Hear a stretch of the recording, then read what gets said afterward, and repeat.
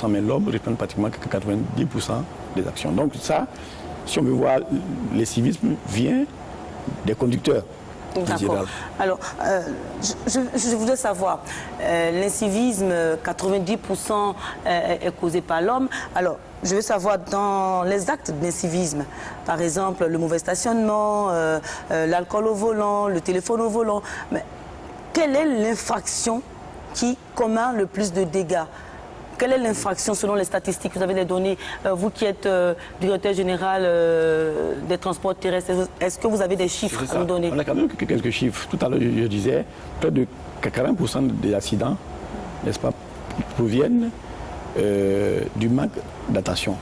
Donc, qui fait pratiquement 25% des tués. Vous voyez? Et il y a aussi les problèmes de défaut de maîtrise. C'est quoi défaut de maîtrise? Défaut de maîtrise, ça dit que le gars, à un moment donné, devant le danger, n'a pas su se maîtriser. Et donc, cette partie, ça représente autour de 20% aussi.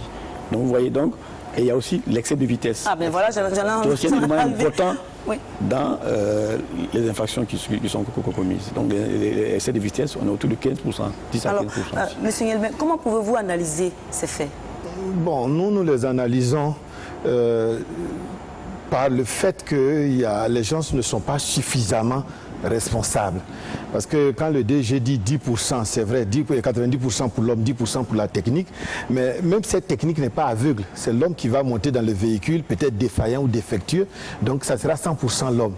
À savoir que si les hommes deviennent plus responsables, parce que la vitesse, c'est une question de responsabilité. Nous tous, nous savons que nous avons 240 au compteur, mais nous connaissons l'état de nos routes. Donc déjà, à l'achat, si on achète responsable et durable, peut-être qu'il y a des cylindrés que nous n'aurons pas sur nos pistes et sur nos routes. Le fait, par exemple, de prendre un verre d'alcool, de l'ingurgiter et d'aller prendre ensuite le volant, c'est aussi une question. De voir un feu rouge qui va passer, d'un feu orange qui va passer au vert, au lieu de casser la vitesse, comme nous l'apprenons à l'école, plutôt accélérer pour passer. Quand nous conduisons et nous voyons un véhicule un peu moins calibré que le nôtre, faire tout pour le dépasser, pour lui prouver que nous sommes plus puissants que lui, etc., etc. Pensez, par exemple, que quand on a une plaque, une immunité sociale, automatiquement, sur la route, on n'a plus de règles à respecter. Si j'ai une plaque jaune, si j'ai une plaque orange, ben, en fonction de ma considération sociale, la route, je suis seul sur la route. C'est-à-dire je me vois tout seul, les refus d'obtempérer, les dépassements à gauche, à droite, dans tous les sens. Donc, de mauvais comportements? Oui, nous voyons que ce sont des comportements, je peux dire, c'est triste à dire, mais c'est irresponsable. Parce que tout comportement humain qui ne préserve pas la vie est un comportement menaçant et dangereux, qui n'est pas loin de tentatives d'assassinat. Voilà pourquoi le permis en Europe, quand vous le passez, on vous le dit très clairement, que vous avez entre vos mains un permis pour la préservation de la vie et non un permis pour tuer. Voilà pourquoi là-bas la sanction, quand quelqu'un tue sur la route, dans un premier temps, il est quasiment arrêté, interné, et les premiers moments, en tout cas, il les passe dans des schémas difficiles jusqu'à ce qu'on fasse l'entête. Oui, M. Coco, est-ce que vous avez des précisions à apporter? C'est très important l'intervention de M. Lemay parce que quand on regarde le comportement de certains, ça va même au-delà de l'incivisme. Moi, j'appelle ça de la délinquance et de la violence routière. Certains n'ont pas lieu même d'être sur la route quand on voit comment ils se comportent. En plus même de prendre ce qui est interdit, c'est déjà violer les règles. On dit par exemple qu'il ne faut pas conduire en état d'ivresse, il ne faut pas boire de l'alcool, il ne faut pas fumer de la drogue avant de fumer, il ne faut pas non plus, j'exagère un peu, mais il ne faut pas non plus être fatigué quand on doit prendre le volant. Mais quand on est au volant, quand on a pris toutes ces substances-là, on se croit tellement fort qu'on enfreint les règles qui sont édictées parce qu'on enseigne même de manière basique à l'auto-école. On vous dit un feu rouge, c'est la signalisation tricolore, il est rouge, il faut s'arrêter. Le gars, il va venir, il va passer, sachant qu'il met en danger la vie des autres. Ça veut déjà dire que c'est un délinquant routier. C'est même plus de l'incivisme. Alors, Monsieur Koné Ibrahim, on va revenir un peu sur l'une de vos réponses. Vous avez dit on devient incivique quand on ne se sent pas surveillé. Oui. Est-ce que vous pouvez expliquer cela? Ben, je pense que tout ce que les intervenants ont relevé, il faut arriver à contrôler le comportement des personnes et leur faire bien comprendre que lorsqu'elles ne vont pas respecter les règles qui permettent, donc qui organisent la route et le comportement sur la route, elles seront sanctionnées. Donc à ce niveau-là, je pense que aujourd'hui, les nouvelles technologies permettent effectivement à l'autorité de l'État d'être beaucoup plus présent sur les axes, d'être également un moyen qui permet aux populations de changer de comportement et d'avoir un comportement en adéquation avec les règles qui sont édictées. D'accord. Alors, avec tout ce que vous venez de dire là, est-ce qu'il y a un point assez essentiel qui revient? Il s'agit peut-être de la psychologie de l'homme, de la psychologie de celui qui prend le volant. Alors, monsieur Nielben, vous avez évoqué cela. Est-ce que c'est parce qu'on n'est pas suffisamment, je vais dire, éduqué, instruit sur la question que ces actes-là se répètent? Oui, on peut penser cela parce que si vous êtes éduqué, ça se traduit par le respect des règles, quel que soit votre âge, quel que soit votre niveau, quelle que soit votre fortune. Mais dès lors que vous ne respectez pas les règles, pour nous, c'est un problème d'éducation et de socialisation qui est posé. Vous voyez, il y a des gens qui ont des étals sur la route en train de vendre un certain nombre de choses sur la route, au détriment même de leur vie. Alors, on ne sait pas si ces gens-là ont été éduqués aux menaces et aux dangers de la vie. Parce qu'on le dit, l'être humain est fait pour fuir le danger et préserver sa vie. Mais quand on va dans la rue, quand on observe les comportements, on a l'impression que personne n'a conscience du danger. Celui qui a le volant n'a pas conscience du danger. Celui qui traverse, il dit, il me voit, non. Et c'est eux-mêmes qui vendent sur la route au risque même de péril de leur vie. Ils courent entre les véhicules. Et à un moment donné, on se demande, est-ce que ces gens ont deux vies ou bien ils ont une vie? Parce que quand on a une seule vie, on se bat à tout instant pour la préserver. Et souvent, ce réflexe de préservation de sa propre vie nous amène aussi à être des acteurs de préservation de la vie des autres. Bien, monsieur Coco, pendant les cours d'auto-école, je crois qu'il y a, je veux dire, une formation qui est faite à cet effet-là pour que les uns et les autres puissent respecter la vie des autres. Comment ça se fait? Comment cela se fait-il? Même aujourd'hui, quand on parle tellement d'apprentissage à la conduite, on ne parle même plus d'apprendre à conduire. Aujourd'hui, on dit qu'on apprend à se conduire.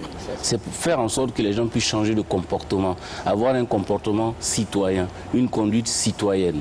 Donc, on fait l'effort de dire aux gens que, encore en revenant sur le thème du partage de la route, on dit que c'est un lieu de communication sans parole. Donc, tout individu au volant doit savoir qu'en face de lui, il a un autre usager à qui il doit respect. Par exemple, quand on parle de la préservation des humains, il est quand même déplorable que certains conducteurs au volant ne savent pas qu'il faut quand même lever le pied quand tu vois un enfant traverser. Ils vont plutôt, on se moque un peu de nous, hein, Madame Dali. On se dit même qu'en Côte d'Ivoire, pour acheter un véhicule, il faut voir si le klaxon fonctionne.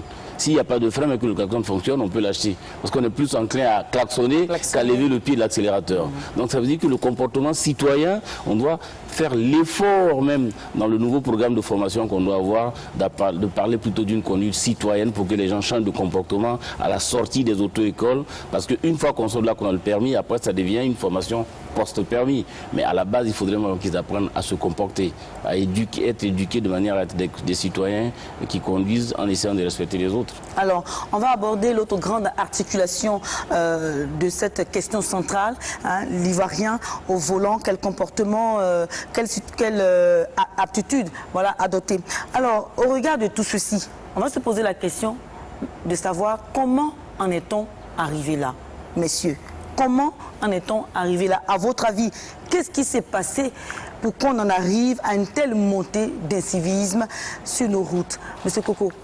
Moi, je pense que l'incivisme, c'est-à-dire qu'en matière de formation, on dit toujours formation, sensibilisation, répression. Et je pense ici qu'on est sorti complètement de ce schéma-là. Il y a la formation, on peut en parler. Il y a la sensibilisation, il faut en parler encore. Mais la répression, elle est inexistante pour moi. Parce qu'au jour d'aujourd'hui, la peur du gendarme, la peur du policier, la peur de l'autorité de la personne qui régule la situation, elle a complètement disparu. C'est pratiquement, si vous voyagez un peu, quand on sort, qu'on voit un gendarme ou un policier, on est déjà en train de se comporter au volant comme il faut pour pouvoir dépasser ce policier-là. Ici, c'est pas ça. On se dit, bon, c'est pas grave, on verra, on va s'arranger. Donc la peur du gendarme a disparu, je pense que ça a beaucoup joué dans le comportement. Monsieur Nielben, comment est-ce que la société ivoirienne a pu basculer hein, dans un tel, je peux dire, travers? Pour nous, sociologues, nous pensons qu'il y a il y a eu deux grandes tendances. c'est-à-dire des années 60 jusqu'aux années 70, 75, où il y avait la rigueur à l'école, il y avait la rigueur dans le travail, il y avait la rigueur un peu partout. Et cela faisait que tout le monde était discipliné. Vous voyez même que dans notre hymne national, nous avons union, discipline, travail. Et en son temps, ces valeurs-là, véritablement, impactaient le comportement de tout Ivoirien. Peut-être, il faut le dire, il y a eu un phénomène mondial qui s'est appelé mai 68, où vraiment une vague de liberté a imprégné le monde entier et est aussi arrivé en Côte d'Ivoire. Et les premiers actes d'incivisme, on a commencé à les constater à l'école dans les années 75-80 et avec la naissance aussi du multipartisme, peut-être mal compris, de la liberté, on est devenu liberticide. À un moment donné, on a pensé qu'on ne pouvait plus, on ne devait plus rien respecter et qu'on obtenait les choses par des marches ou par des comportements inciviques. Et progressivement, on a dérivé jusqu'à ce que l'éducation des enfants a été impactée, jusqu'à ce qu'aujourd'hui on pense même qu'il est totalement interdit de toucher à un enfant, alors que le délinquant sommeille dans l'enfant. Il y a toujours un continuum entre nos comportements d'enfance et nos comportements d'adultes. Ça veut dire que les enfants de cette époque qui ont été encadrés sont les adultes responsables d'aujourd'hui. Les enfants aussi qui se sont échappés à eux-mêmes depuis les années 80 et jusqu'à aujourd'hui sont les adultes qui sont au volant et que nous décrions. D'accord. Alors comment donc, si j'ai bien compris ce que vous avez dit, comment l'avènement de la démocratie ou d'une certaine liberté en Côte d'Ivoire, comment cet avènement-là a-t-il favorisé cet état de fait, hein? Monsieur Koné Ibrahim, expliquez-nous un peu par rapport à ce qu'il vient de dire. Est-ce que vous partagez cet avis ou encore vous avez quelque chose à ajouter? N'oubliez pas qu'il s'agit d'un avis de sociologue. Oui. Moi, je parlerai du point de vue technique. Peut-être que monsieur le directeur des transports pourra. Je pense que dans un premier temps, il s'agissait de doter le secteur de textes. Donc en matière de textes, de revoir l'ensemble des textes qui permettent la régulation de la circulation, de les mettre à l'ordre du jour, de pouvoir déjà permettre qu'on ait un cadre institutionnel qui va organiser le secteur et qui va permettre déjà de fixer les règles. Vous savez, ça prend du temps, ça demande des experts, ça demande beaucoup de travail. Je pense que sur les 5-10 dernières années, il y a eu ce travail qui a été fait. Donc aujourd'hui, pour aller directement à la question que vous posez, il faut arriver à appliquer ces tests. Comment arriver à appliquer ces tests qui, lorsque vous regardez, sont des tests pertinents, qui apportent des solutions réelles, qui évoquent l'utilisation des nouvelles technologies, qui permettent d'avoir un cadre qui a profité des expériences un peu partout dans le monde. Aujourd'hui, la véritable question, c'est l'applicabilité de ces textes de façon à ce que, effectivement, nous tous, en tant que citoyens, nous puissions savoir que nous avons des limites et que nous ne pouvons pas faire ce que nous voulons sur la voie publique. Et lorsque nous le ferons, l'État sera là pour nous rappeler à l'ordre. Alors donc, il y a des textes, ces textes-là ne sont pas appliqués. Alors, monsieur le directeur général des transports terrestres, qu'est-ce qui coince à ce niveau-là? Tout à fait. Tout à fait. Je voulais quand même répondre un peu à la question que vous avez posée. Comment en est-on arrivé là? Oui. Je pense que vous avez posé quand même une très belle question. Vous savez qu'on vit quand même dans un monde qui évolue. Et donc, si vous avez remarqué, une ville comme Abidjan, dans les années 90, avait autour de 1 à 2 millions d'habitants. Aujourd'hui, on est à 6 millions d'habitants. Donc, en général, ceux qui se comportent de manière incivique, soit c'est parce qu'ils sont à des fois très pressés, ils veulent aller vite, parce qu'effectivement, depuis 10 ans, 15 ans, en termes de développement du transport, on a eu quelques ralentissements, dus bien sûr aux différentes crises que nous avons eues. Mais ce qui a fait qu'aujourd'hui, nous avons d'énormes problèmes et tout, des embouteillages assez importants qu'on voit dans les voies, et puis ensuite il y a les problèmes d'insécurité routière. Mais je pense que comme M. Koné vient de le dire, l'État a pris la pleine mesure de la chose. C'est pour ça que dans un premier temps, il fallait qu'on actualise tous les tests qui, par exemple, le code de la route, qui a daté des années 64, qui a été complètement actualisé. Donc il y a un nouveau code qui a pris en compte les nouvelles préoccupations. Deuxièmement, essayer d'agir un peu aussi sur tout ce qui est conditions d'obtention des titres de transport. On va y revenir. Oui, on va y conditions revenir. d'obtention des titres de transport. Oui. Et ensuite, essayer aussi de trouver les voies et moyens pour renforcer le travail des forces de l'ordre sur le terrain, afin de leur permettre de pouvoir contrôler au mieux, n'est-ce pas, l'exercice, la circulation routière. Donc c'est tous ces éléments-là qui sont en train d'être mis en œuvre, aussi bien les tests que les conditions de circulation. Mais la Côte d'Ivoire existe depuis 1960 et nous sommes aujourd'hui en 2018. Messieurs, en fait la question c'est pourquoi, qu'est-ce qui s'est passé et nous sommes arrivés à une telle situation d'incivisme malgré les tests, malgré, je vais dire, l'avènement de bien de facteurs. Alors, on veut bien comprendre. Il a parlé d'un aspect assez important qui est celui de la libération, voilà, de la liberté. Oui. Est-ce que vous partagez cet avis-là? Est-ce que comment une certaine liberté ou bien l'avènement d'une démocratie a-t-il donc provoqué cet état d'incivisme? Bien, nous pour nous, on se dit qu'on ne peut pas donner la liberté. La liberté ne se donne pas. La liberté, c'est une conquête.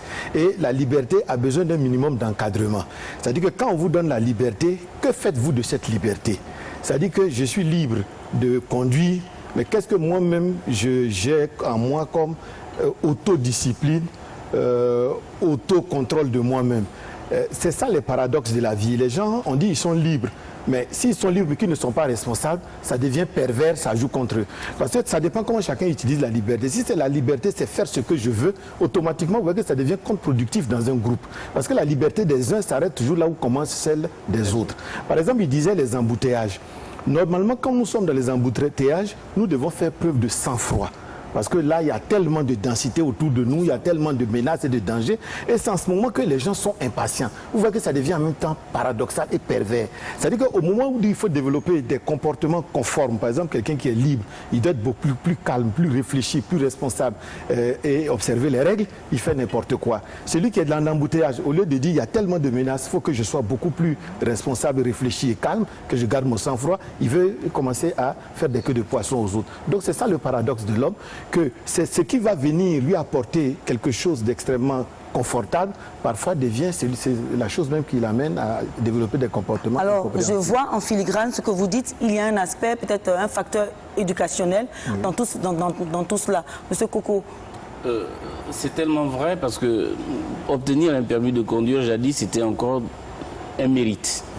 C'était pour certains même, c'était vraiment le premier diplôme qu'ils obtenaient, quoique ce n'est pas un véritable diplôme, c'est une attestation. Mais c'était déjà aller étudier, passer son code, travailler sur la théorie, les règles, et l'obtenir, c'était vraiment, les gars étaient très fiers. Mais on ne retrouve plus tellement ça, ce côté éducationnel, ce côté qui faisait qu'on avait le mérite d'obtenir son permis. Il m'arrive des fois de croiser des parents qui disaient, mais moi, le permis, je l'ai passé en 1970, 90, je l'avais payé à 170 000. Aujourd'hui, vous avez des permis à 35 000. Qu'est-ce que vous leur apprenez, ces gens-là? Ça veut dire que quelque part, si on veut bien comprendre, même si les règles existent, il y a toujours des gens qui les contournent. Et ces gens, ça, deux fois, ce ne sont pas les moindres. Donc, il faudrait, c'est vraiment un phénomène de société auquel il faut s'attaquer. Quand même, je dirais même un peu plus, quand on voit que certaines autorités affichent et font la propagande des permis à 35 000, qu'est-ce qu'on veut apprendre avec un permis à 35 000, madame? Rien du tout. Donc, autrement dit, ce sont les fondamentaux de la société elle-même qui sont peut-être qui sont touchés, mais qui touchent ce fait d'incivisme. C'est cela. Oui. Est-ce que vous partagez cet avis? C'est la société elle-même. Il y a une fracture sociale. C'est qui entraîne l'incivisme en Côte d'Ivoire. Tout à fait. Je peux réagir sur ça. Parce que vous savez, déjà, le président de la République, quand il parle d'Ivoirien nouveau, c'est un concept qu'il a lancé comme ça, mais ça veut tout dire. Ça veut dire que tous les comportements déviants que nous avons eus depuis lors, ces comportements-là doivent être bannis. Et ça commence d'abord par la formation de base. Je suis juste d'accord avec le président pour dire que, effectivement, il y a la notion de renforcer la formation. La formation peut aller jusqu'à l'éducation scolaire. Vous voyez, déjà jusqu'à ce qu'on arrive à un certain niveau. Donc, la base, il faut la renforcer. Mais ce n'est pas la condition nécessaire et suffisante pour garantir qu'il n'y ait plus d'incivisme. Quand on sait que le sociologue a dit tout à l'heure, tout dépend un peu du comportement individuel aussi des gens dans la circulation. Comment il réagit, il apprécie une situation et il réagit en face de cette situation-là. Donc il y a plein de facteurs qui influencent. Donc il faut qu'on regarde tout ça ensemble et qu'on essaie de faire. On va revenir peut-être nous, au niveau du ministère des Transports. Qu'est-ce qu'on prend comme disposition? D'accord, on va y revenir. Pour renforcer la formation, pour sécuriser un peu tout ce qui est permis. Et ensuite, par la suite aussi... Alors, une autre grande interrogation, messieurs. Pourquoi les situations n'ont pas été... pourquoi ces situations-là n'ont pas été inversées, tout simplement? Pourquoi on est resté là de 1960 et arrivé en 2018 et on a toujours cette montée d'incivisme-là en Côte d'Ivoire? Pourquoi les situations, les tendances, même la courbe n'a pas été inversée? Pourquoi? C'est la question. Oui, M. Ngelbien, allez-y. Mais la courbe de l'incivisme va dans le même sens que la courbe de l'éducation. Avant, l'éducation était claire, nette, rigide, encadrée. Tolérance zéro. On n'avait pas le droit à la maison d'avoir des comportements déviants, ni à l'école, ni dans la rue. Donc on était encadré 24 heures sur 24, 100 à 100% par les familles, par l'école et par nos aînés dans la rue. Alors qu'aujourd'hui, quand vous regardez la courbe de l'éducation, les enfants à 3-4 ans commencent à commander les parents à la maison. Ensuite, ça continue à l'école et ça se termine dans la rue. Exemple très concret, vous allez aujourd'hui, tout à l'heure à Sokosé, vous allez voir que quand vous allez rentrer dans le magasin, quand l'enfant dit d'aller à gauche, le parent veut aller à droite, ça se termine à gauche. Donc c'est là-bas qu'on commence à éduquer déjà ses propres parents. Ensuite, quand on va à l'école, quand l'enfant rentre à la maison, qu'il rend compte d'un méfait à l'école, le parent, sans se poser de questions, va poser des questions à l'instituteur au lieu de se dire que d'office l'instituteur a fait le travail et je vais le féliciter comme le faisaient nous nos parents et nous donner une seconde correction. Et quand c'est dans la rue, c'est encore pire parce que si vous voyez un comportement incivique d'un adolescent que vous essayez d'intervenir, c'est son papa qui est capable de venir vous mettre les menottes là où vous êtes. Donc la courbe de l'éducation épouse parfaitement la courbe de l'incivisme. D'accord. Alors, avant de continuer, il se trouve que certains Ivoiriens interrogés indexent tout simplement les forces de sécurité. D'autres parlent aussi de la formation au rabais dans les auto-écoles. Est-ce que vous partagez ces avis-là? Oui, M. Koné. Je voudrais revenir rapidement sur le fait que c'est un phénomène mondial. Les Nations Unies ont défini comme objectif du millénaire la réduction de 50% des accidents à l'horizon 2020. C'est une préoccupation mondiale. Donc notre pays n'échappe pas à cette tendance mondiale. Maintenant, il y a un plan d'action qui a été mis en place. Il y a un certain nombre d'initiatives, même au niveau des Nations Unies, au niveau communautaire, au niveau de l'UEMOA. Il y a un certain nombre d'engagements qui ont été pris. Et au niveau du ministère également, je pense que M. le directeur pourra revenir là-dessus, il y a un certain nombre d'actions qui ont été engagées. Mais il ne faut pas oublier qu'il y a ces aspects de sociologie. Mais aujourd'hui, vous avez des véhicules qui vont beaucoup plus vite. Vous avez la modernisation du réseau, l'extension du réseau, qui sont des facteurs qui font qu'effectivement, cette préoccupation au niveau mondial, qui est de dire non, il faut qu'au niveau de la communauté internationale, on décide de dire que nous allons demander à l'ensemble des pays de mettre en place des plans nationaux d'action de sécurité routière de façon à réduire les accidents à l'horizon 2020, mettre cette préoccupation-là au cœur donc des décisions politiques de façon à ce que y ait un dynamisme qui s'engage, il y ait un certain nombre d'actions qui s'engagent pour arriver à trouver des solutions. Oui, allez-y. Je vais vous donner un indicateur qui rentre un peu dans le même cadre. Vous savez, aujourd'hui, en Afrique, l'Afrique détient autour de 2% du parc automobile mondial. 2%. Mais on a le taux de mortalité autour de 27 pour 100 000 habitants le plus élevé au monde, contre 9% en Europe et 17% en Asie. Donc, de manière globale, vous voyez que c'est un phénomène qui rentre dans le cadre de l'incivisme qu'il faut essayer de combattre. Il faut voir, il faut peut-être faire des études complémentaires pour mieux comprendre aussi la situation, pour voir un peu en benchmarking qu'est-ce qui se passe un peu ailleurs. Mais effectivement, l'Afrique est prise par ce phénomène-là. Il faut qu'on regarde, nous, dans notre pays, on n'est pas resté en reste. Tout à l'heure, on va venir. Vous allez voir qu'on a de grandes solutions qui doivent se mettre en œuvre parce qu'on pense qu'on peut venir à bout. D'accord, on peut venir à bout, mais avant, la question que j'ai posée tout à l'heure, elle est la suivante. C'est-à-dire, on a interrogé des Ivoiriens qui disent tout simplement que les cours d'auto-école sont au rabais. Les formations ne sont pas à la hauteur peut-être pour essayer, ne serait-ce qu'un temps soit peu, aider ceux qui veulent avoir des permis de conduire, avoir une formation de pointe pour pouvoir conduire normalement et bien. Et là, on a suffisamment dit, et je pense que là, on va peut-être bientôt être en phase, parce que l'administration jusque-là, c'est bien marqué auto-école. C'était l'une des écoles où il n'y avait pas de programme de formation. On me dit qu'il y avait des plans directeurs de la formation, avec des grandes lignes. Mais ça veut dire que votre enfant, mon enfant, l'enfant d'autrui, il allait à l'auto-école, il ne savait même pas qu'est-ce qu'il a appris, qu'est-ce qu'il a fait, à part lire les panneaux avec un bâton dans une salle où il tourne. Au jour d'aujourd'hui, on est en phase, ils sont en train de mettre en place un plan national de formation.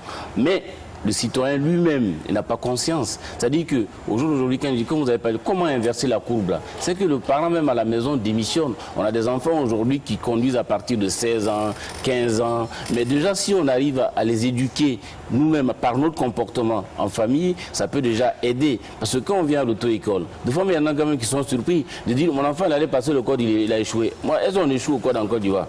Pourquoi vous avez fait échouer mon enfant? C'est-à-dire qu'il n'a même pas conscience que pour pouvoir pratiquer, conduire sur la voie publique, il faut connaître des règles. Et donc, pour lui, l'enfant qui a échoué, non, c'est pas bon. Donc, par moment, ce n'est pas seulement l'affaire d'auto-école, c'est l'affaire de tous. C'est l'affaire de tous. C'est aussi l'affaire peut-être du ministère des Transports, puisqu'on vous accuse également de donner des titres de transport n'importe comment, permettez-moi l'expression. Certaines personnes restent chez elles à la maison et les permis de conduire viennent les trouver. Qu'est-ce que vous en pensez, monsieur? Nous sommes interpellés. Dans tous les cas, vous savez qu'on a fait une réforme depuis 2012, une réforme où aujourd'hui on a mis en place une plateforme où tu es obligé d'être présent parce que c'est par ta biométrie qu'on te reconnaît à chaque étape. Non, en fait, ce que vous dites, ça c'est peut-être les mesures que vous avez, je veux dire, engagées. Oui. Mais en fait, le fait est qu'aujourd'hui, on se rend compte, selon les Ivoiriens, aujourd'hui, tu ne peux pas rester à la maison pour avoir le permis. Ça, je dis absolument non. Et le DG qui est là, qui est le gestionnaire de la plateforme, va le dire. Tu ne peux pas rester à la maison pour aller. À la limite, tu peux dire que tu viens à l'examen et à la limite, je lui ai dit, tu peux peut-être t'entendre tout à l'heure avec l'inspecteur. Mais ça aussi, c'est encore à prouver. Mais on est justement en train de prendre des mesures pour aller plus loin. On va y revenir, mais on a encore 2 défis à relever. Tout à l'heure, il l'a dit, il y a un programme national de formation. Parce qu'effectivement, il y a un programme qui existe et qui existait depuis longtemps. Mais le programme n'avait pas été unifié pour qu'on ait un document unique pour toutes les auto-écoles. Sinon, il y avait quand même des éléments de programme qui existaient depuis longtemps quand même. Tout le monde a obtenu le permis à faire le code.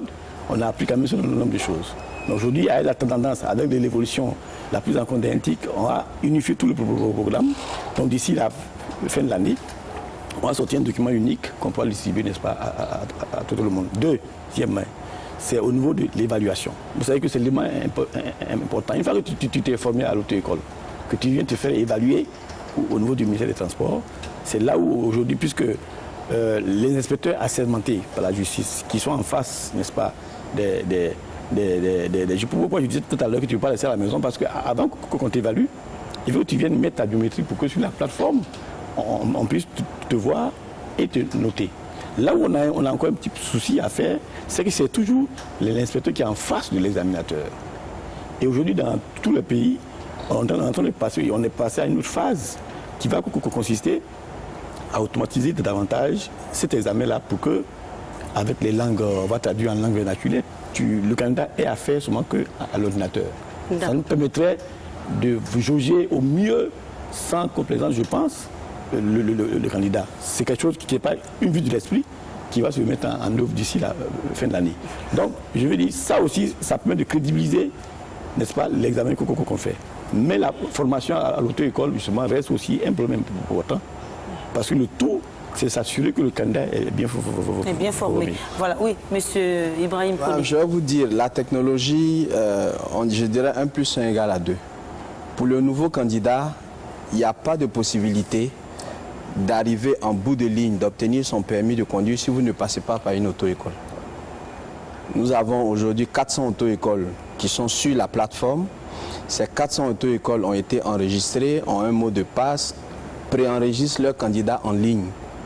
Donc, il n'y a pas de possibilité aujourd'hui pour une personne d'obtenir un permis de conduire s'il ne passe pas par le code d'une auto-école. Ça, c'est la première des choses.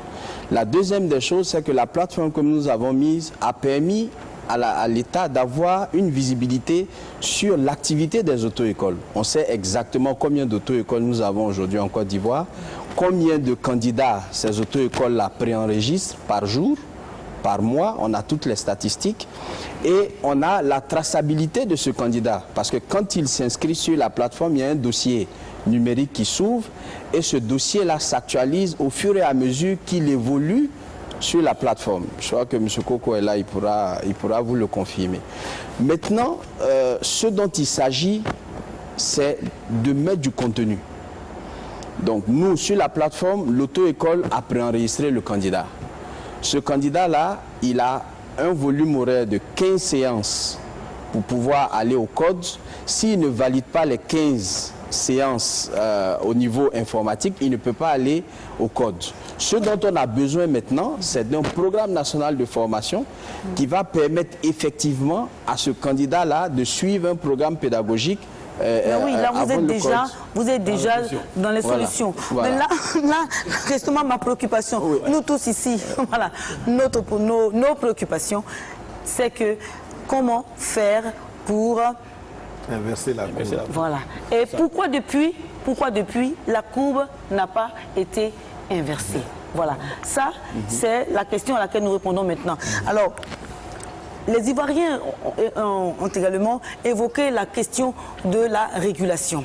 Voilà, c'est vrai, s'il y a un manque de formation, c'est vrai, s'il y a un manque d'éducation, mais sur les routes, il y a des personnes qui peuvent redresser. Qu'est-ce que vous en pensez? Oui, moi, je pense que de ce point de vue, vous avez raison.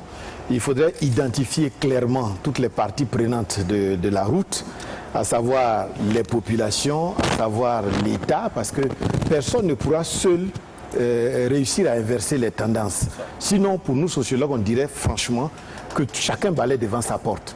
C'est-à-dire que je sois conducteur, que je sois piéton, que je sois au ministère, peu importe là où je me trouve, que partout je me sente responsable et coupable d'une vie que l'accident prend. De telle sorte que chaque acte qui sera posé sera un acte citoyen et responsable. Ça, si c'est pour aller très vite, on le dirait comme ça. Oui. Mais il faudrait tracer de manière exacte les responsabilités des uns et des autres. Merci, M. Guelbin. Alors, on va donc toucher la question maintenant de la corruption. Est-ce que, je vais dire, cette courbe croissante de l'incivisme en Côte d'Ivoire n'est pas due en grande partie à la corruption? Monsieur Koko? C'est vrai, dans tous les secteurs. C'est dans tous les secteurs, Madame Dani, c'est dans tous les secteurs des activités en Côte d'Ivoire qu'on trouve le phénomène de la corruption. Elle n'est pas seulement que dans le permis de conduire ou dans la formation dans le ministère des Transports. Mais pour ce qui nous concerne, on pense d'abord qu'il faut mettre un accent particulier sur vraiment l'éducation. L'éducation. Parce que déjà là, si on part un tout petit peu du fait qu'un permis de conduire, ça se mérite, on n'a pas dans l'esprit que ça s'achète. Je pense déjà qu'on va faire l'effort, même ne serait-ce que dans toute la famille, ceux qui vivent où tout le monde vit, on s'est dit que tu veux aller au permis de conduire. Donc la question s'adresse à vous. Oui. Hein? Non, nous on ne sommes pas évaluateurs, hein. Nous sommes formateurs. Il ne faut pas perdre de vue que l'auto-école, c'est une école qui forme. Et après, quand elle a fini de former, elle soumet le candidat à un examen. Et donc c'est l'examinateur qui dit s'il est bon ou pas bon. Donc, ça veut dire que quelque part, là, les responsabilités sont bien situées. Nous, nous formons. Si dès l'instant, on a fini de former... Il faut que ça soit clair. Ça veut dire que nous formons.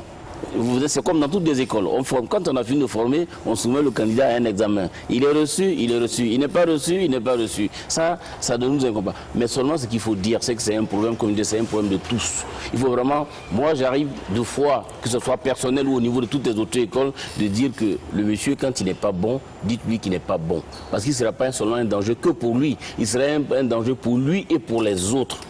D'accord. La question c'est est-ce que la corruption ne participe pas à la croissance de l'incivisme en Côte d'Ivoire? Est-ce que la corruption, vous êtes... On ne peut pas dire non, on peut pas dire non. C'est un phénomène de société, du mondial, on ne peut pas dire non. Ça peut exister et donc effectivement l'essentiel c'est de se rendre compte des failles des systèmes qu'on met en place, donc dans un premier temps de légiférer et dans un premier temps de trouver des outils pour faire face. Parce qu'aujourd'hui, comme je en train de dire tout à l'heure, je prends toujours l'histoire du président qui dit l'Ivoirien nouveau. Ça aussi, ça prend en compte tous ces éléments. Refusons d'aller donner l'argent à quelqu'un pour qu'il donne un service. Ça aussi, c'est de l'incivisme de le faire, d'aller donner. Donc chacun doit essayer, comme il a dit, comme vous l'avez dit aussi, de balayer devant nos portes. Et donc, c'est preuve. Il dit, on ne peut pas écarter pour dire que non, ça n'existe pas. Si je le dis, ce n'est pas vrai. Mais donc, nous, on essaie, tout à l'heure, je l'ai dit, de trouver des outils édifiants qui permettent de minimiser, de faire interrompre un peu les velléités de collusion qu'il puisse avoir entre le candidat et les inspecteurs. Ça, par exemple, c'est en cours. On va y revenir. Mais en même temps, vous êtes toujours dans vos solutions. Mais en même temps, il faut que, comme l'avait dit, oui. Quand il dit qu'on évalue, on forme le candidat et puis on évalue, on le vient. Mais dans la plateforme, l'auto-école, une fois qu'il a formé le gars, qu'il est conscient que le gars est bien formé, il le programme à l'examen. C'est ça. Donc, du civisme, c'est que si le candidat que je forme n'est pas bon du tout, je ne vais pas le programmer et puis éventuellement aller chercher de l'autre tour pour pouvoir faire passer le candidat. Tout ça aussi, c'est pour ça que je dis, on est partenaires, on est ensemble, on doit chacun à son niveau travailler dans le sens d'améliorer les choses. Parce que le fameux tous coupables, c'est ça, parce que de manière directe, est-ce que chaque auto-école s'assure que le nombre d'heures dévolues à chaque candidat est respecté? Voilà. C'est vrai, il a raison. Eux, ils le forment et ils le présentent. Mais est-ce qu'à leur niveau, chaque auto-école peut garantir le nombre d'heures avec dévolu à chacun pour qu'il soit correctement formé? Autrement dit, vous avez raison, on parlera de corruption. L'inspecteur aussi peut être impacté. D'ailleurs, aujourd'hui, la corruption, elle est mondiale. Mais ici, ce qui nous fait parler, c'est que tout ce qui est accident impacte directement des vies humaines, oui, avec tous les dégâts collatéraux que cela représente. Sinon, on a longuement dénoncé la santé. Vous allez à l'hôpital, si vous ne faites pas un geste, aucun geste ne sera fait aussi, alors qu'ils ont fait un serment d'Hippocrate qui est devenu serment d'Hypocrite. Donc, à un moment donné, on est obligé de voir que ça a gangréné toute la société. Sauf que dans la rue, tout le monde paye content. Vous pouvez ne même pas être mêlé de près ou de loin et vous vous faites faucher. Voyez-vous, c'est vraiment, c'est pas un endroit où quelqu'un est allé chercher forcément ce qui lui arrive. Non, voilà pourquoi nous sommes tous interpellés. Même regardez, celui qui enlève son argent pour payer le permis, et souvent ce sont les gens les mieux lettrés de ce pays qui s'imaginent que le permis est quelque chose de totalement bas. Et pourquoi ils vont aller s'asseoir, faire 30 heures, 40 heures, 50 heures, 60 heures dans une auto-école alors que des parfaits analphabètes arrivent à avoir le permis. Et ils ont tendance à banaliser cela. Et c'est eux que souvent même qui, contre toute attente, sont les premiers inciviques. Parce que s'ils restent au bureau et puis le permis vient les trouver souvent parce qu'ils ont les capacités de le faire, vous voyez que là, franchement, c'est des problèmes d'éducation. Parce que plus vous êtes lettré et plus vous vous adonnez à l'incivisme, plus c'est pervers. Alors, on revient toujours au problème d'éducation. Voilà. Mais qu'est-ce que la société ivoirienne devrait faire? Qu'est-ce que la société ivoirienne devrait faire dans ce cas-là? Si on revient toujours à la même situation, à la case départ, l'éducation. Même pour vaincre la corruption, l'éducation. Bien d'autres mots, les forces de l'ordre, l'éducation. Ils sont issus de la même société ivoirienne. Qu'est-ce que la société ivoirienne a manqué de faire, messieurs? Oui, monsieur Coco. Je pense que là, vous soulevez un problème qui est quand même assez important, parce que quel que soit, disons, le secteur dans lequel on va se trouver, on va toujours avoir le problème d'éducation. Pour ce qui nous concerne en auto-école, on prend conscience que véritablement, le gars qui n'est pas éduqué, on prend un exemple tout banal. Déjà, vous avez votre enfant, quand vous montez dans la voiture, c'est de lui apprendre à mettre la ceinture. Ça commence par là, déjà. La peur du gendarme, ah tiens, j'ai pas ma ceinture, si jamais on fait arrêter mon père, il va prendre une amende. Déjà là, c'est une question d'éducation. Donc nous, en auto-école, déjà, on essaie de faire comprendre aux gens que quand on vient à l'auto-école, c'est pour apprendre des règles et ces règles, il faut les appliquer. Et c'est clair et net que ça fait défaut. Le DG l'a dit tout à l'heure, il y avait un plan directeur pour la formation. Mais au jour d'aujourd'hui, si on fait une formation avec des compétences, ça veut dire que le niveau de compétence 1, 2, 3, quand tu n'as pas encore ces niveaux, on ne peut pas te présenter. Mais là, on ne se base sur rien. À peine le gars arrive que la maman, le papa, tout le monde est sur le dos de l'auto-école. Quand vous allez planter mon enfant, les escrocs, là, vous allez prendre mon argent. Donc ça veut dire que toute la société a démissionné. Après la démission de la société. La société a démissionné. Monsieur Koné Ibrahim. Ben moi, je pense qu'il faut travailler à avoir beaucoup plus de transparence. Il faut travailler à avoir de la traçabilité, de façon à situer les responsabilités des uns et des autres. Aujourd'hui, moi, j'ai le sentiment que l'État, le ministère des Transports va dans ce sens. Ils ont mis en place un système de gestion intégrée qui permet de savoir exactement ce que chaque acteur fait dans la chaîne de production du permis. Et à ce niveau-là, la seule façon de lutter contre la corruption, je vais dans l'autre sens, hein, excusez-moi d'aller directement aux solutions, c'est vraiment de travailler à ce qu'il y ait beaucoup plus de transparence, de permettre de situer les responsabilités et voilà. On va y revenir. Voilà. Donc cela dit, une autre interrogation, une grande interrogation demeure. Comment donc ramener la situation à la normale? À cet effet, nous avons recueilli les observations et propositions de messieurs Sissoko Abdraman, il est secrétaire chargé de la citoyenneté et de l'intégration, et de Diaby Ibrahim, directeur général du Haut Conseil du transport. Écoutons ensemble ces avis recueillis par Éric Goré. Depuis un certain temps, il y a l'incivisme sur la conduite en Côte d'Ivoire par rapport aux automobilistes. Les chauffeurs, pleins d'entre eux, surtout au niveau du transport, par rapport à leurs recettes, ils sont obligés de travailler 24 heures sur 24. Au lieu de respecter les normes, les 8 heures de travail, mais ils vont au-delà. Donc ils sont fatigués. C'est eux qui créent les accidents. Les feux rouges, certains prennent la fuite. Voilà, et nous sommes obligés de prendre les numéros pour déposer à la police pour que les recherches soient faites. Voilà. Et quand on fait ça, les policiers aussi, ils ne vont pas au bout de leurs actions. Voilà, il y a un laisser-aller. Les véhicules qu'on appelle les woro-woro, ils n'ont pas de pièces. Bon, les chauffeurs même, d'autres n'ont pas de permis. Donc ils te cognent et puis ils prennent la fuite. Il faut une rigueur. Il faut une rigueur de nos forces de l'ordre. La question de l'incivisme des automobilistes sur les voies publiques est liée la plupart du temps au non-respect du code de la route.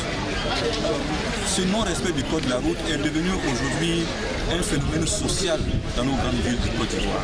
Ce qui fait aujourd'hui que le non-respect du code de la route a une incidence néfaste sur l'exploitation du transport routier en Côte d'Ivoire. Que ce soit les transports par autocar, les transports urbains par taxi, les transports par camions de marchandises. Aujourd'hui, cet incivisme-là a un impact négatif sur l'image du transporteur routier. Et c'est pour cela que dans le cadre de la réforme de nos secteurs d'activité, le ministère des Transports a entrepris de réformer le code de la route, de réformer le code de la sécurité routière pour que véritablement, à travers un comité national de la sécurité routière, nous puissions renforcer les capacités de nos conducteurs routiers au simple respect du code de la route et surtout les former à travers des grands projets que nous avons. Au jour d'aujourd'hui, nous avons déjà formé 1600 conducteurs de poids lourds, 700 propriétaires de camions, chefs d'entreprise ou gestionnaires.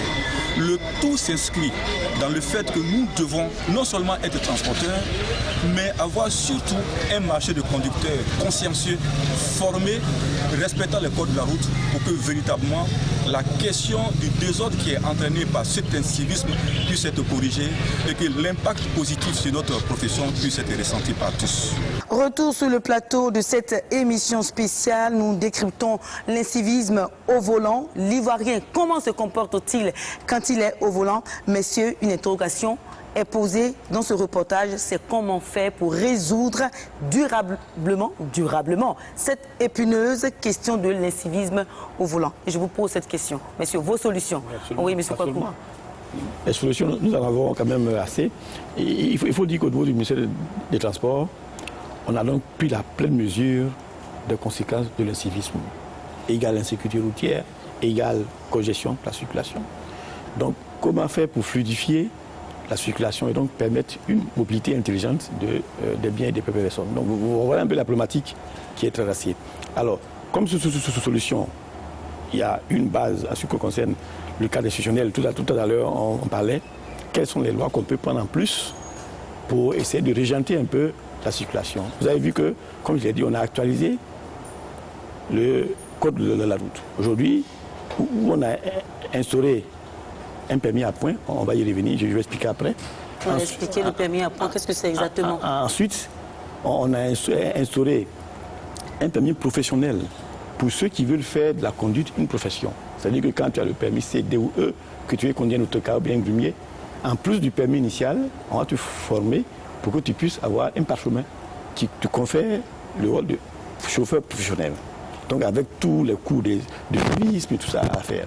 Donc ça, c'est les éléments qui sont actés dans le code de la route. Le permis à point. Donc comme on l'a dit, toutes les grandes villes du monde pratiquement évoluées disposent de cet outil-là qui permet un peu de contrôler l'usager. Comment il fonctionne, le permis à point? On ne change pas de permis. Chacun a son permis qu'il a eu. Mais quand tu vas sur la circulation, on te donne un certain nombre de points. En France, par exemple, c'est 12 points. Et à chaque faute que tu commets, on va t'enlever un certain nombre de points. Jusqu'à ce que tu épuises tes 12 points et on te retire ton permis pour que tu ailles te recycler avant de revenir sur la circulation. Parce qu'on trouve que tu es un élément dangereux, la circulation. On te retire.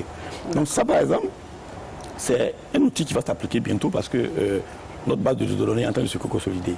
Deuxièmement, un élément important qu'il faut quand même qu'on en parle, c'est le fait que de plus en plus, au niveau du contrôle routier, le ministère des Transports veut s'impliquer à travers la mise en place d'un système intelligent qui va aider un peu nos forces de l'ordre à traquer un peu les délicats. C'est-à-dire qu'on va installer des caméras sur les endroits stratégiques, on va capter un peu les stationnements dangereux, ceux qui brillent les feux rouges, on pourra à travers les SMS, on pourra à travers leur adresse, leur adresser les éléments pour qu'à temps réel, ils sachent qu'ils sont suivis dans la circulation.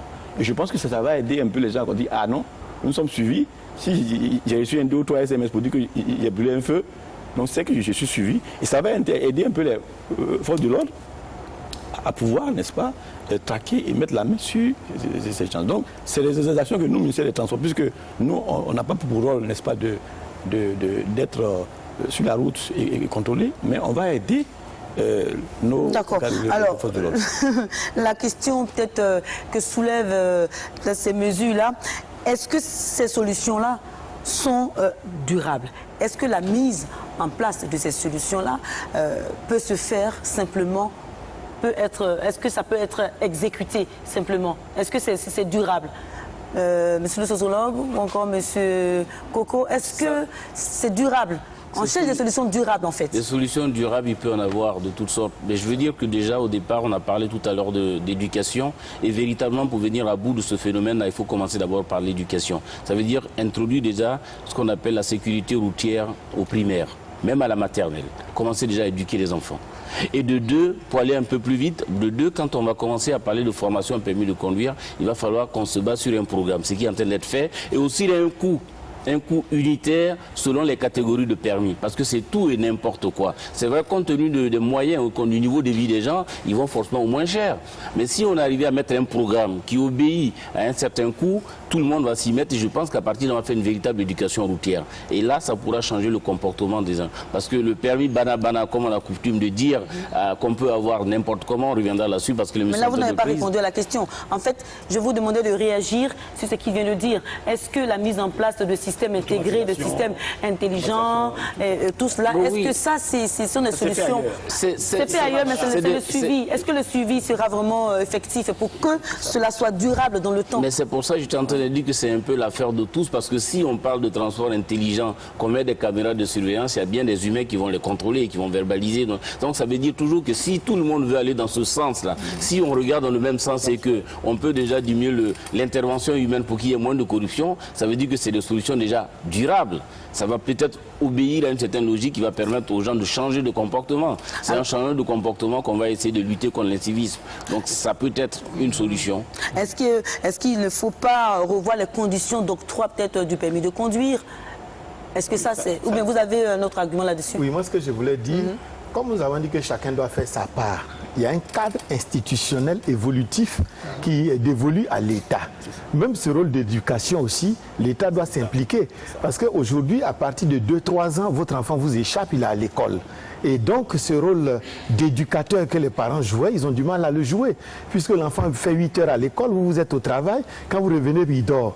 Donc, même là encore, l'État va s'impliquer. Mais ce qu'ils disent, il faudrait de toute façon reprendre les bases. C'est vrai qu'aujourd'hui, on enseigne dans les cours d'ECM l'éducation routière. Mais est-ce que c'est renforcé? Est-ce qu'il y a la prise de conscience de ceux qui l'enseignent? Et les enfants, effectivement, voient aussi les dangers de la route. De telle sorte que, comme on l'a dit, tout le monde a sa part de responsabilité. Mais on doit commencer par l'enfance. Parce que tout ce qui est acquis dans l'enfance est gagné quasiment pour la vie. Mais tout ce qui est raté aussi dans l'enfance est pratiquement perdu pour la vie. Donc si nous voulons retomber sur nos pieds, on est obligé de retourner vers l'éducation.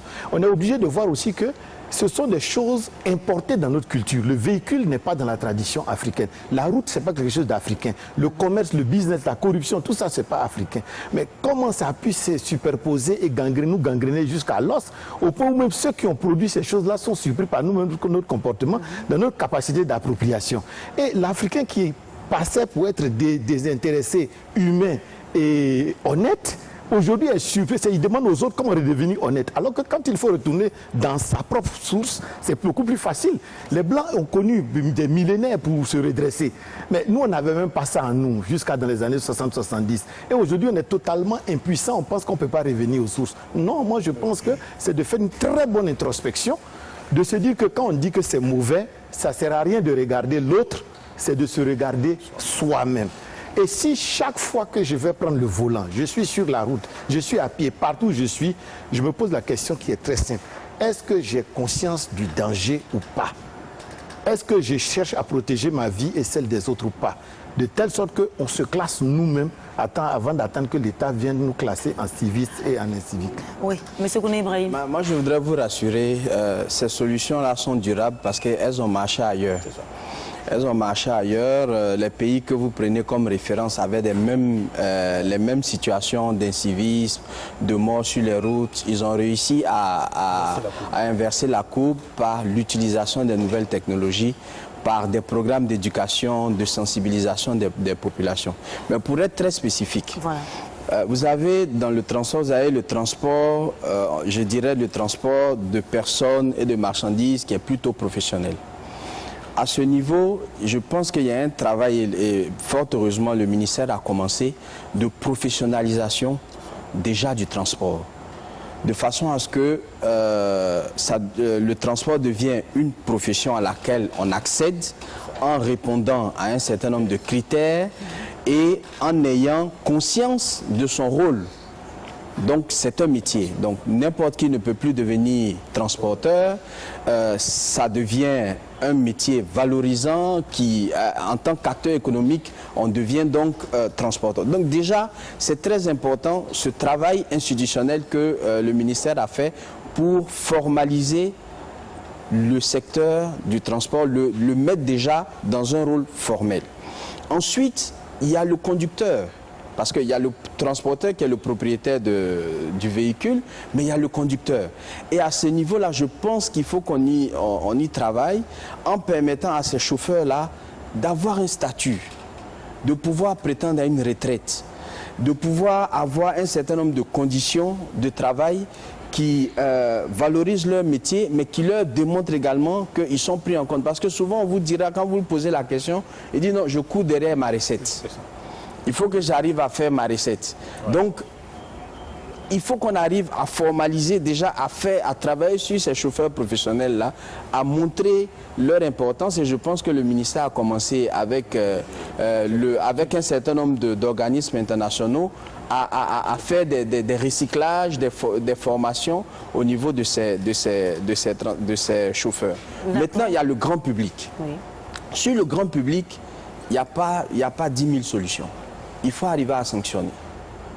Quand je dis il faut arriver à sanctionner, c'est-à-dire se doter d'outils qui vont faire prendre conscience aux populations que si je pose un acte qui est contraire à ce que le code de la route dit, je vais avoir une sanction pécuniaire financière dure, mais également je vais avoir une sanction administrative qui peut, à la longue, vous savez, dans les pays développés, on va souvent même jusqu'à saisir les comptes bancaires. D'accord. Dans certains cas. Donc, je pense qu'il faut arriver à avoir cette solution globale-là, avec des dispositions spécifiques pour le transport public de personnes et de marchandises, en formalisant le secteur, en valorisant le chauffeur professionnel, en permettant que ces personnes-là puissent avoir une retraite, avoir vraiment moins de pression. Comment les choses peuvent, je veux dire, se mettre en place, comme vous le dites là? C'est ça. Mais il y a campé tout. C'est-à-dire que tout à l'heure, tu avais dit quelque chose, tu as dit, est-ce qu'on accepte de faire la réforme du permis de conduire? Ça, c'est acté. La réforme a commencé depuis 2013. Je veux dire, aujourd'hui, il n'y a que peut-être deux principaux points qui nous restent à régler sur le programme national de formation et puis sur l'automatisation, en tant soit peu, de l'examen. Une fois que ça c'est réglé, déjà, ça permet de réorganiser les choses. Comme il a dit, on est en train de prendre un nouveau test qui va bien sûr, le ministre a dit, fixer un tarif seuil pour qu'eux aussi puissent, n'est-ce pas, en tenir compte. Donc tout ça, c'est en train d'être mis en œuvre. Maintenant, comme l'a dit, comment tout ça, ça se mettre en place? C'est faire, oui. Mais voilà. C'est-à-dire, un peu, peut-être qu'on n'a pas beaucoup communiqué sur comment on fait les choses, mais depuis 2015, on a pris le test pour dire qui doit être transporteur, vous faites. Parce qu'aujourd'hui, vous avez remarqué, il y a une certaine anarchie qui fait qu'on ne sait pas qui est transporteur, qui est conducteur, tout le monde. Donc on a un test clair. Et aujourd'hui, le Haut Conseil que vous avez interrogé a acté ces tests-là. Il y a eu l'atelier de vulgarisation à travers le territoire national.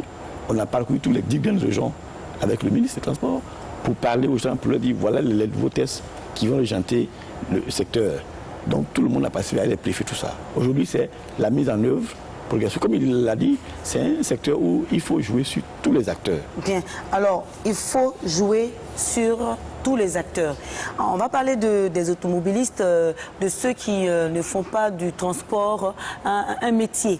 Voilà. Est-ce qu'il ne faut pas instaurer une formation post-permis, une formation continue, de sorte que chacun se sent toujours aussi responsable de la vie des uns et des autres? Monsieur Coco.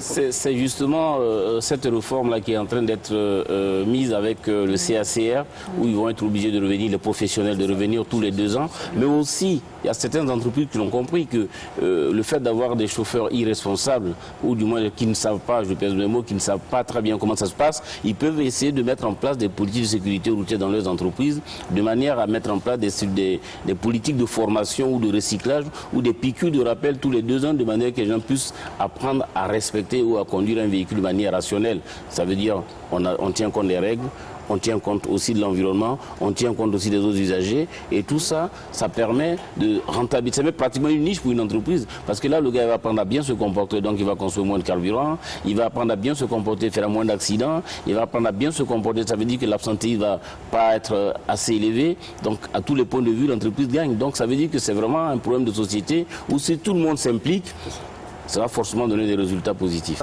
Nous acheminons vers la fin de ces échanges.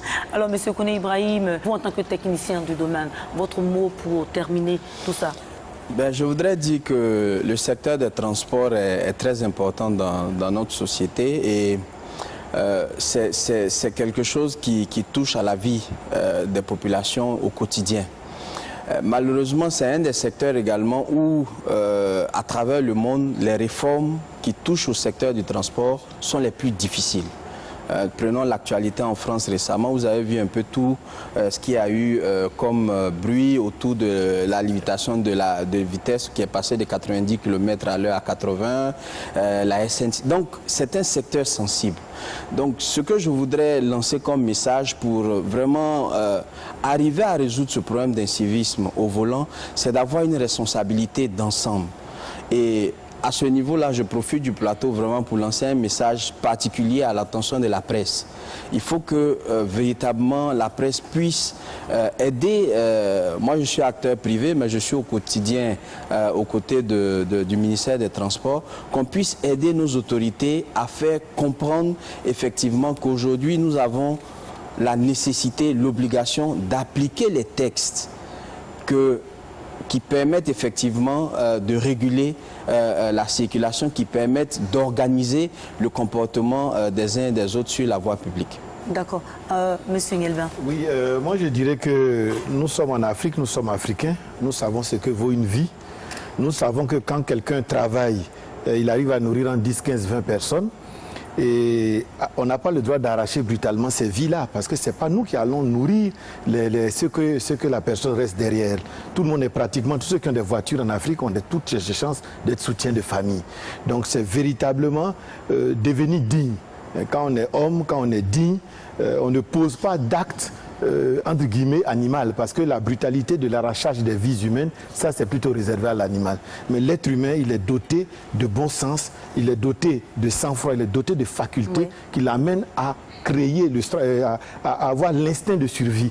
Et l'instinct de survie, c'est d'abord pour soi et c'est également pour tout le monde. Monsieur Coco, pour terminer. Pour terminer, je disais tout à l'heure, on a parlé des embouteillages, on a parlé de tout le comportement, de l'évolution de nos mœurs, de nos sociétés, l'évolution de la ville, et on vient pas de nulle part. On est tous des citoyens de ce monde et on voit comment ça évolue.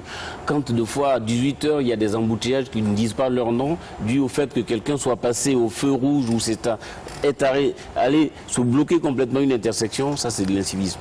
Nous, à l'auto-école, ce qui est important pour nous, c'était d'avoir un programme de formation. Avec ce programme de formation, on peut changer beaucoup de choses. Et si on arrive à former les gens avec un bon programme de formation, forcément l'évaluation va se faire. Parce qu'on entend trop les gens dire que les auto-écoles vendent des permis, on nous indexe, c'est pour ça qu'il y a des accidents. Parce qu'il faut que ça s'arrête un peu et que notre tutelle qui est ici sache que nous sommes là pour travailler dans l'évolution. Mais c'est pas en partie faux. Hein. C'est pas dans l'évolution de la société. Non, parce que nous, on nous indexe, nous, mais on n'est pas responsable. Oui, monsieur Kouakou. Merci beaucoup. Je pense que vous aussi, on vous indexe. Hein. Oui, c'est bon, parce que si on ne t'indexe pas, c'est quand tu fais rien qu'on ne t'indexe pas. Mais je pense qu'on prend ça comme une invite à améliorer les choses. D'accord. Et c'est ce que le gouvernement fait. Vous voyez, le problème, c'est qu'on n'a pas resté insensible à toutes ces plaintes des Ivoiriens. On a compris. Et si vous voyez, aujourd'hui, au niveau de l'État, il y a des éléments qui sont faits. Par exemple, vous avez vu qu'il y a maintenant des moyens de transport qui sont en train de se mettre en œuvre. Il va y avoir le métro, il va y avoir le transport lagunaire, il va y avoir de plus en plus d'autobus. Tout ça, c'est pour améliorer un peu la mobilité, pour que les gens puissent mieux circuler. Parce que quand on circule mieux, on est moins pressé et donc ça peut aller. Et en deuxième niveau, ce que j'ai voulu que les gens tiennent et tout, on va faire des réformes. Tout à l'heure, vous avez dit, qu'est-ce qu'on peut faire pour le grand public pour que les gens puissent venir se recycler. Effectivement, vous savez que le permis B, dans notre réglementation, c'est un permis qui est permanent. Je veux dire que là, on n'a même plus de résolutions pour dire que chaque 10 ans, il faut que les gens viennent au moins pour qu'on regarde les yeux s'ils sont encore en bonne santé. Donc, on va prendre des mesures, mais on va se comprendre avec les acteurs et donc on va l'appliquer. L'essentiel, c'est que, comme le ministre des Transports le dit, le transport qui est un secteur transversal puisse contribuer au développement du PIB. Aujourd'hui, nous sommes à 7 à 8%. Il faut qu'on puisse monter jusqu'à 10%. Donc ça nécessite qu'on prenne des mesures vigoureuses, qu'on éradique un peu tout ce qui est corruption autour et que vraiment avec l'ensemble des acteurs, on puisse aller de loin. Donc on attend donc vos réformes, on attend vos décisions. Alors c'est sur ces mots que prend fin cette émission spéciale. Si j'ai bien compris, messieurs, il se dégage de nos échanges que l'incivisme au volant est provoqué par l'évolution de la société et que plusieurs facteurs rentrent en ligne de compte, notamment l'éducation, le désengagement des parents, de la société tout entière. L'autre point, c'est de réformer l'obtention des titres de transport, la formation initiale, et puis d'instaurer, pourquoi pas, le permis à points. N'est-ce pas, messieurs? Alors, c'est donc la fin. Nous étions avec Romain Kouakou, directeur général des transports terrestres et de la circulation, Guillaume Coco, président de l'UNAESI, Union nationale des auto-écoles de Côte d'Ivoire, Ibrahim Koné, directeur général de Kipus Afrique, et Nikez Nielben-Il, sociologue. Messieurs, merci d'être venus dans cette émission spéciale. Mesdames et messieurs, c'est donc la fin de ces échanges. Restez avec nous sur RTI1 parce que tout simplement, nos programmes se poursuivent.